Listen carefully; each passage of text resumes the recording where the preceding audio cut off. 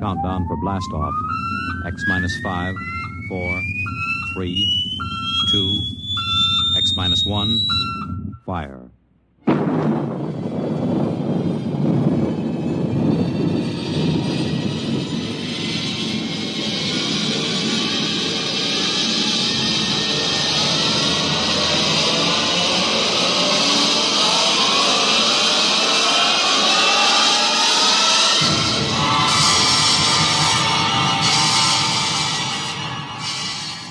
From the far horizons of the unknown come transcribed tales of new dimensions in time and space. These are stories of the future, adventures in which you'll live in 1,000,000 could-be years on 1,000 maybe worlds. The National Broadcasting Company, in cooperation with Street and Smith, publishers of astounding science fiction, presents X minus 1.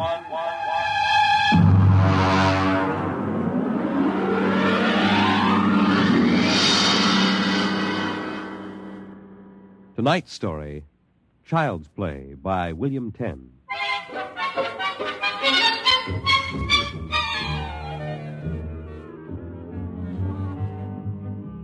My name, Sam Weber. My job, an attorney, and a pretty successful one, if I do say so myself. Maybe you won't believe it. My best friends find it hard to believe, but I used to be a completely different guy. Frightened, sickly, nearsighted, a real Mortimer Meek. No kidding. But that was 10 years ago. The big change in me began to take place on a cold December morning in 1955. Just a moment, please. Yes, please. Weber? Yes. Samuel? That's right. Okay, Jack, step back. All right, fellas, bring it in. Just a moment. You must have the wrong... Watch it, Jack. Sign here. Is that for me? Weber, Garden Apartments. It looks like a coffin. I don't design them, Jack. I just deliver them. Sign here.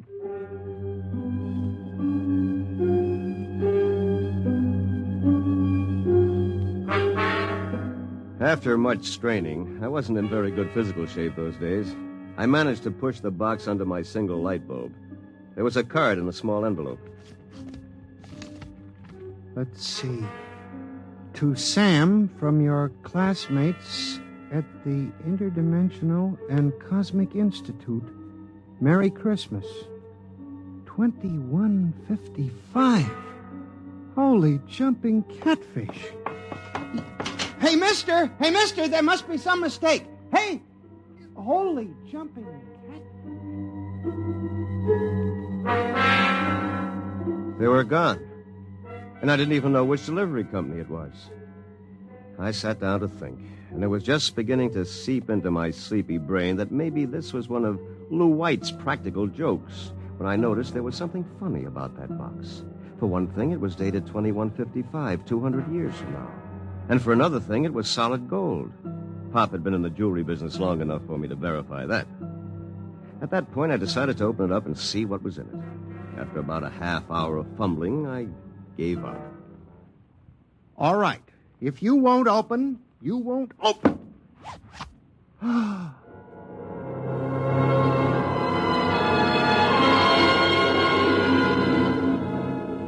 No sooner had I said the word open than it came apart like the skin off a banana. There inside was something resembling a high-powered kid's chemical set. Vials, jars, tubes, wires. You never saw so much scientific-looking junk in your life. And on top of it all was a book of instructions printed in mad green streaks. I opened the cover and read page 1.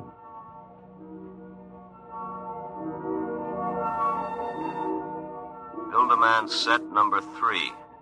This set is intended solely for the use of children between the ages of 11 and 13. The equipment will enable the child to build and assemble complete adult humans in perfect working order. A disassemblator is provided so the set may be used again and again with profit. Refills and additional parts may be acquired from the Build-A-Man Company, 928, Diagonal Level, Blunt City, Ohio. Remember, only with Build-A-Man can you build a man.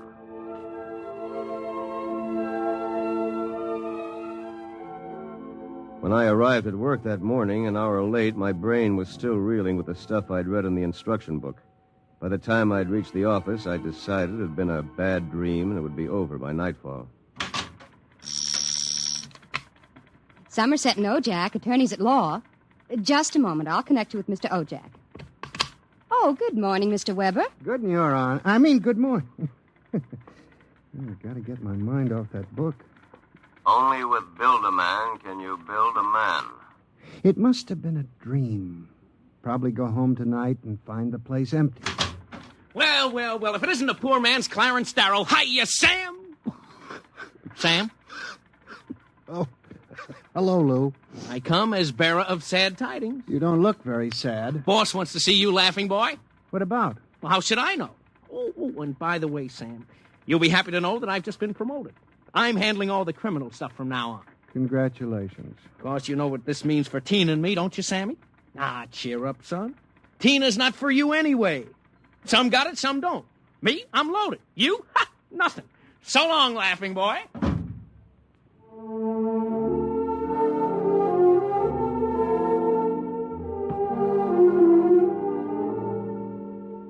That was my good friend, Lou White.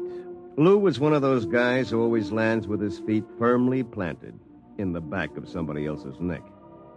In the year I had known him, he'd already managed to steal the job I wanted, and he was now working on the girl I wanted.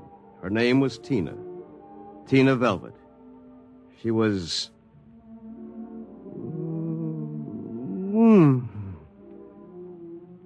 Good morning, Sam. Oh, good morning, Tina. My, you look Yes?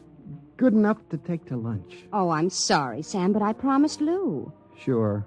I hope you're not too disappointed. Me? Oh, no. Some got it, some don't. I don't. Theoretically, Tina was employed by Somerset and Ojak as combination secretary and switchboard operator for Lou and me. I guess she wasn't what you'd call really smart, but she always managed to look like a pin-up girl caught with her clothes on, if you know what I mean. Well, that was Tina. I tried to steady my blood pressure as I walked into the boss's office. You sent for me, Mr. Ojak? Oh, yes. Sit down, Weber. Sit down. Thank you, Mr. Ojak. My boy, in this business, you've got to be aggressive. You've got to go out and create new clients. I don't mean ambulance chasing or anything like that, but you've got to show some zip. Yes, sir. Well, get in there and punch, Weber. I want to see a change in you in the next few months. As a matter of fact, you'd better. I went back to my office, resolved to show some zip. I bit savagely into a copy of Hackleworth's On Torts. Then I called Tina for a memo. But by the time she came in, my mind was wandering again. Rosenthal versus Rosenthal. On August 4th, the party, the first part. What comes next? Sam, what comes next? Oh, listen, forget the memo for a while. I want you to take a letter. All right, Sam. Today's date, usual heading. To the Chamber of Commerce, Glunt City, Ohio. Gentlemen, would you inform me if you have registered a street or avenue known as Diagonal Level or Avenue? I write on behalf of a new client of mine. Oh, Sam, he was a new client. I wondered about it, but he looked so strange and sinister. What did he look like? Well, he was a terribly tall old man in a black overcoat. He asked if you were in, and then he tried to get your home address. But he looked and acted so strange, I didn't give it to him. He went away positively furious. That's great. Did he leave his name? Well, that's the funny part of it. He just said he was the censor or the census taker or something from the 24th Oblong.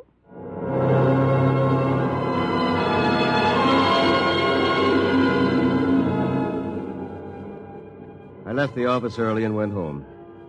Sure enough, there it was, my Build-A-Man set gleaming a little obscenely in the corner. I walked over to it, gave it a kick, and hollered, "Open sesame!" 3 minutes later, I was flopped down in bed reading Chapter 1, Making Simple Living Things. An hour later, I was fooling around with such complicated items as the Junior Bicalibrator, which measured everything from blood pressure to hemoglobin content, and the Jiffy Vitalizer, which was actually supposed to put life in your creation, providing you had followed instructions carefully. At 8 o'clock, I went out to supper with the idea of getting a little drunk. I did. At 9:45, I came back and made my first simple living thing. Here, boy. Here, boy. Maybe you aren't a boy. Let's see. According to the book, you are a rubicular oyster hog. Not much to look at, but I made you. Me, Sam Weber, attorney at law. I have created life. Hey, come back here. Come back. Here, boy. Here, boy. Here, boy. Hey.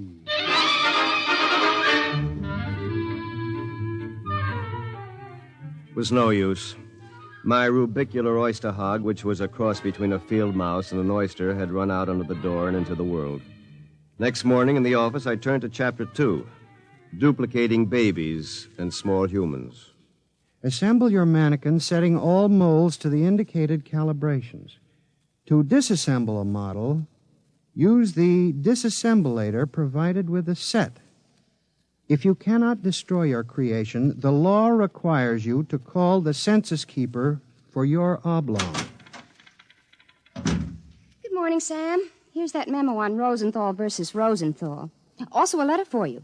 Shall I read it? Please. Dear Mr. Weber, there is no firm at Blunt City bearing the name of Build-A-Man, nor do we have any thoroughfare called Diagonal. Sincerely yours, Thomas Plantagenet, Mayor. Well, that's that. Oh, by the way, your client was here again this morning, the ghoulish one. What'd you tell him? I said you'd be in later. Thanks. Will that be all, Sam? Yes. No. Are you doing anything New Year's Eve? Sam, I'm disappointed in you. What did I do? You haven't even noticed. Noticed what? The ring, silly. Third finger, left hand. What? Who? Lou gave it to me. Well, Lou has plenty of zip. I'm sure you'll be very happy zipping around with each other. Oh, Sam. What's the matter? I don't know. I'm so confused. Hey, listen, what's going on in here? Tina just told me the good news about your engagement. She's crying with happiness. Is that right, honey? Well, no hard feelings, Sam. It's just that the best man got the girl. You understand how it is. Oh, by the way, we're having a little celebration at Segali's tonight. Drop around and we'll live it up a little, huh?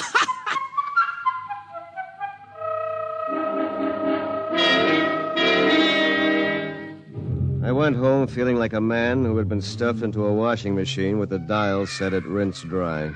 I was a failure. My job was a bust. My girl was going to marry a football player. I'd been playing God with a chemistry set from some crazy futuristic world. And the bill collectors were hot on my heels. Why not? Think of it. A Sam Weber without all the psychological problems you've got. A dynamic, uninhibited Sam who could win a girl like Tina by sheer magnetism. Then when it was all over, we just take the old disassemblator and presto. And I can do it, too.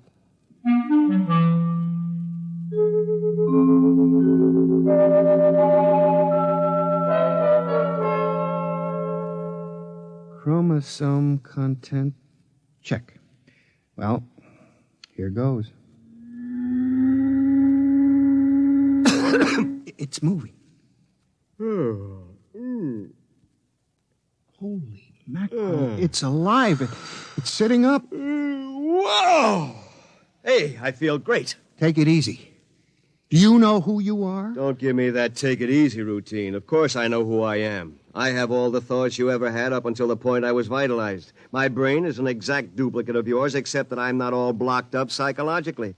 Oh, by the way, since we both have the same name, it'll simplify things if I call you Weber. I'll be Sam. Look here. I'll make the decisions. How would you like a good punch in the nose? Is that any way to talk to your own parent? I did create you, you know. And don't think I don't appreciate it, Weber, old man. But let's get one thing straight. I live my life and you live yours. Got that? Who pays the rent? You do. For a while, anyway. I haven't decided whether or not I want to stay in the law business. The law business? It'd be a shame to waste all that good training, though. We went to Harvard, didn't we? On the other hand, I want to spread out a little. Tina's the kind of girl to whom money is very important. Tina? What'd you expect? We're not quite the same, you and I. I've got zip. Don't use that word. Sorry. Now, how about some dinner? I'm starved. We'll have to go out. I'll need some clothes. Sorry, I only have this one suit. Fine, you can lend it to me. But what about me? I'll bring you a sandwich after I come back from Segali's. Segali's? You haven't forgotten, have you, Weber? We're invited to the celebration, Tina and Lou White. Only it wouldn't look quite right if we both showed up. So I'll tell you all about it. Now, come on, off with the suit. And no nonsense.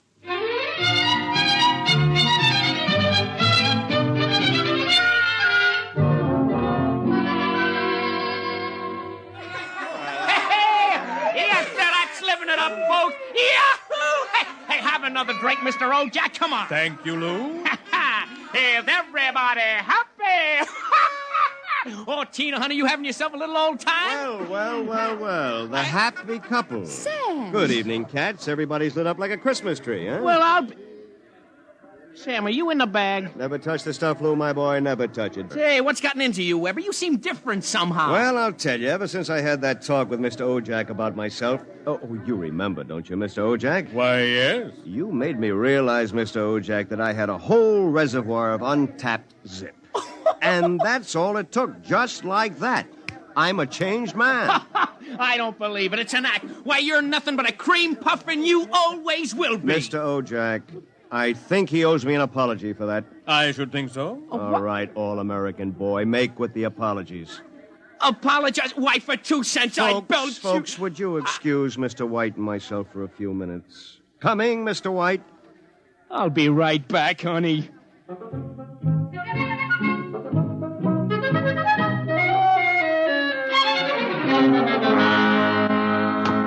Oh, no! Okay, big boy, you've taken enough punishment. Sam, Lou, don't kill him. He did... Oh, dear. He'll be all right in a little while, baby. Did you? I mean... Oh, Sam. Tina.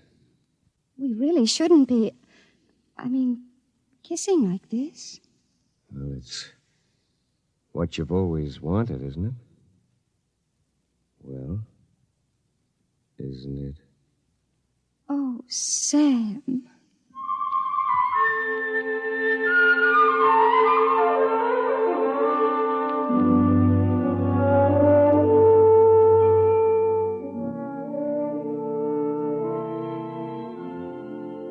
By this time, he's probably kissing her.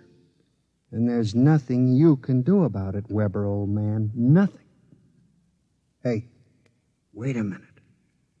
Where's that book of instructions?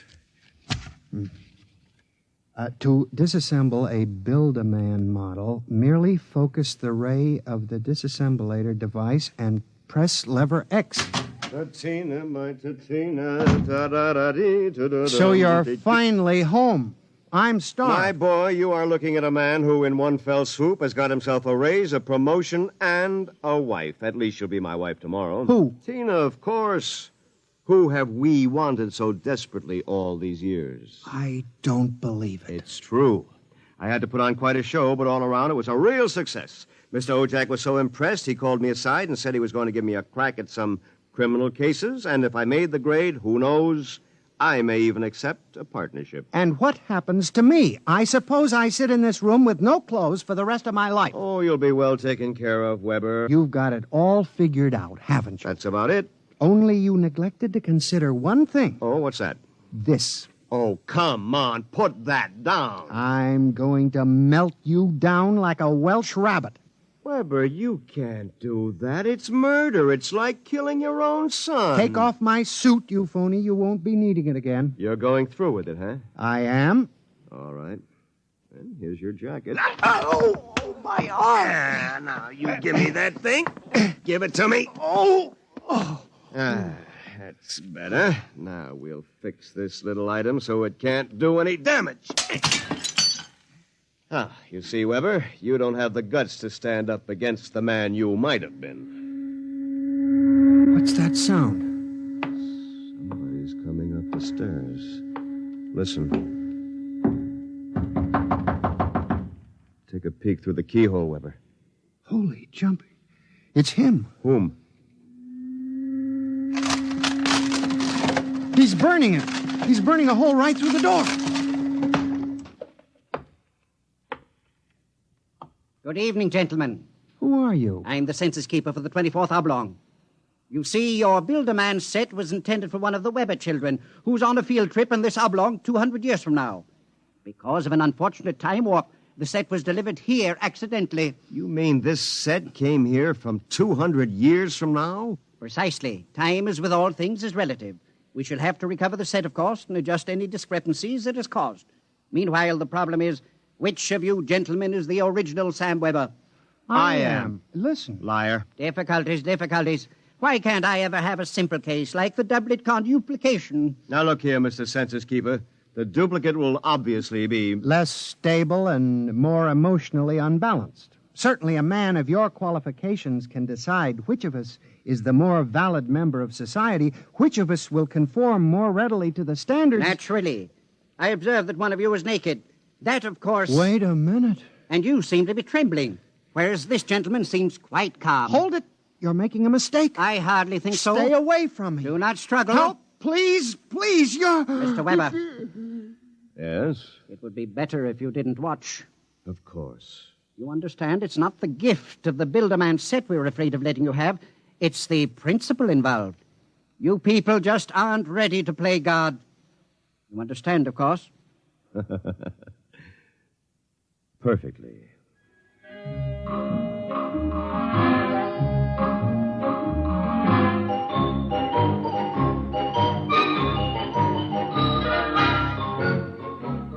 Well, that's my story. Within 10 seconds, the old Sam Weber had been completely dismantled and packed into the box. Tina and I were married, as you know, and I went on to become a full partner in the firm of Ojak, Somerset, and Weber. Oh, and by the way, Tina and I have been doing quite successfully what the old Sam Weber and his Build-A-Man set made such a mess of. We have 1, 2, 3 little carnuplications. Sam Jr., age 4, Samantha, age 3, and Samina, age 2 months. Good night. You have just heard X-1, presented by the National Broadcasting Company in cooperation with Street and Smith, publishers of astounding science fiction. Tonight, by transcription, X-1 has brought you Child's Play by William Tenn, adapted for radio by George Lefferts. Featured in the cast were Bill Zuckert as the truck driver, John Gibson as Sam, Grant Richards as his alter ego, Peggy Lobbin was Tina, Ted Osborne played Mr. Ojak, Bob Hastings played Lou, and Guy Rep was the man from the Census Bureau.